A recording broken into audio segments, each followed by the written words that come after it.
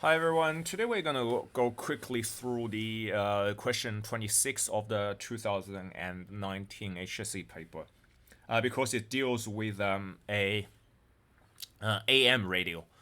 As you may be aware, not many people have these things anymore. So how they work has kind of became a lost knowledge. So I'm just gonna go quickly through it in case you have not seen it before. All right, so let's firstly have a look at the construction. It's a very simple circuit: antenna, tuning coil, variable capacitor, signal diode, and the fixed capacitor, and then it out goes into the earphones. Now, the parts here are represented in this table, but obviously they are not in a very logical sequence because they are not actually in order of how signal goes from a reception into output. It just the order is it's just in alphabetical order. Okay, so let's have a look at the antenna though.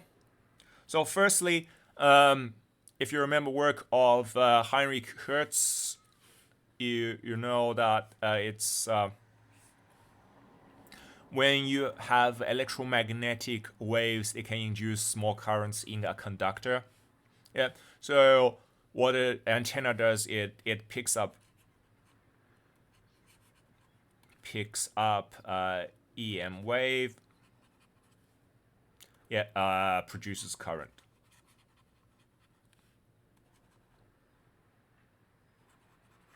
Yeah. The next component to play a role is the variable capacitor. So what the variable capacitor does is it changes the resonant frequency of the antenna, because the antenna, if it's the same length of the wavelength of the wave, or a half or a quarter, then it will resonate, which produces a much stronger current. So if your antenna length is the same as or half of or a quarter of the wavelength of the signal you're receiving, then you get much stronger signals.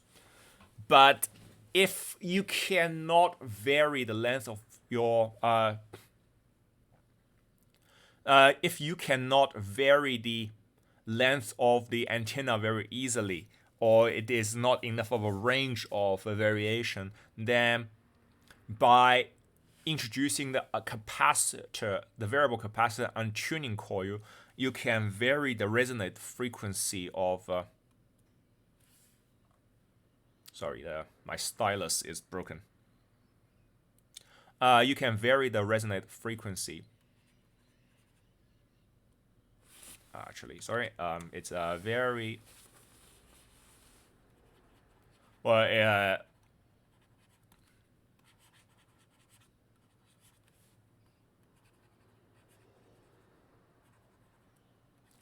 With in conjunction with the tuning coil. Yeah, vary the resonant frequency of the antenna, widen.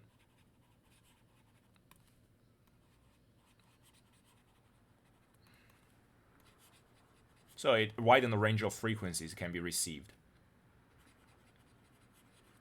Yeah. So that's what it does.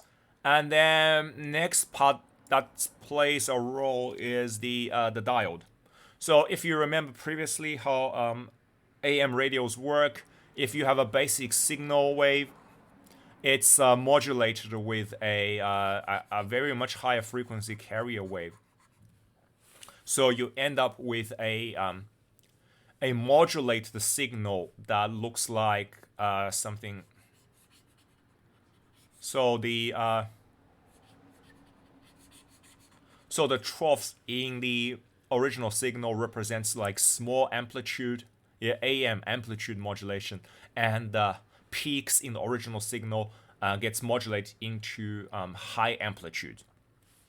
Okay, so what the diode does is you can imagine as this electromagnetic wave goes into your antenna, you'll get alternating current back and forth of varying strength. So what the diode does is it trims off half of this alternate current, because all the current can only go this way, but it cannot go the opposite way. So all the current going backwards will be trimmed off, and then you only end up with half the wave. You only get half the wave post this point. Post this point. And then, so what it does, it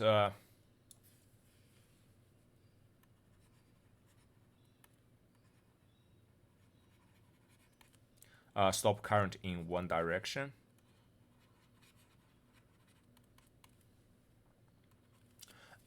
And then finally, the capacitor, it stores charges and will what does it smooth out the output, so that output will more resemble the original signal.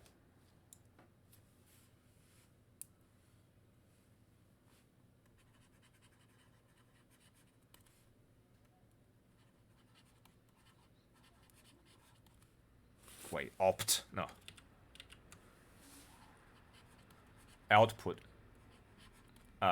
wave. Yep. So that's what the capacitor is. And then finally, Earth. So Earth acts as an electrical ground. So the zero voltage.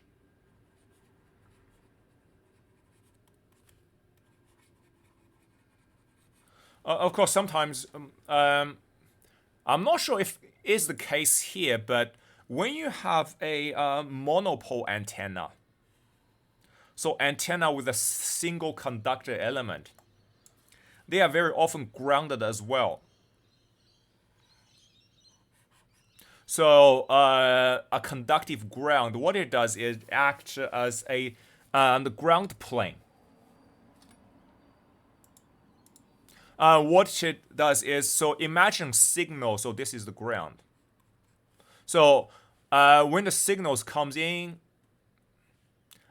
and then what the ground does is ground allows the reflection of the signal onto the antenna, which means that it virtually doubles the length of the antenna element.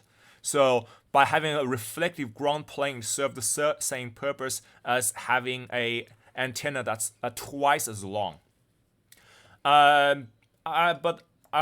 So I'm not really sure if it's the case here. So, but electrical ground should suffice. If you really want, include slash ground plane. Alright, so that's the answer. Now I kind of already answered this one. So at point B, so after the diode, the modulated signal will be cut in half.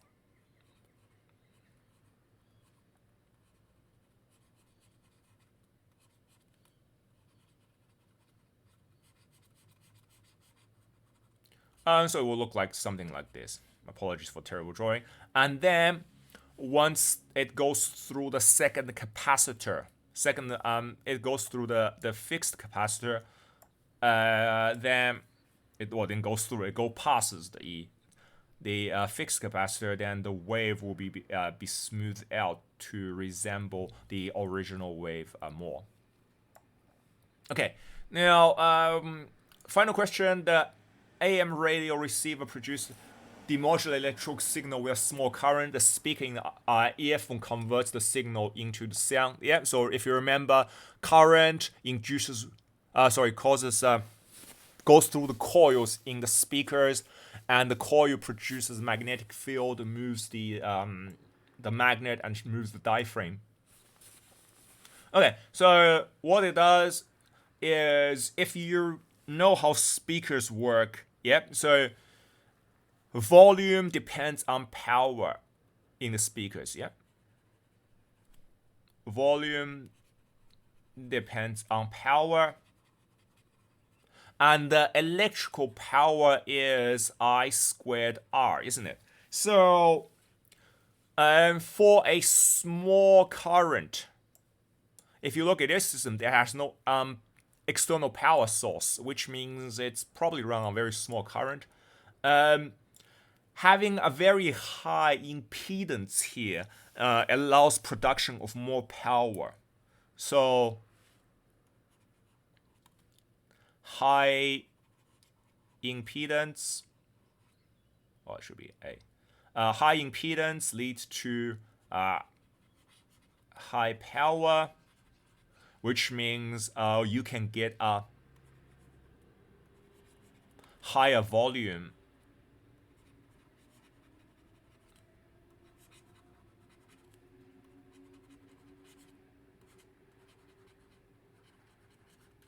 Yeah, and then so there is that.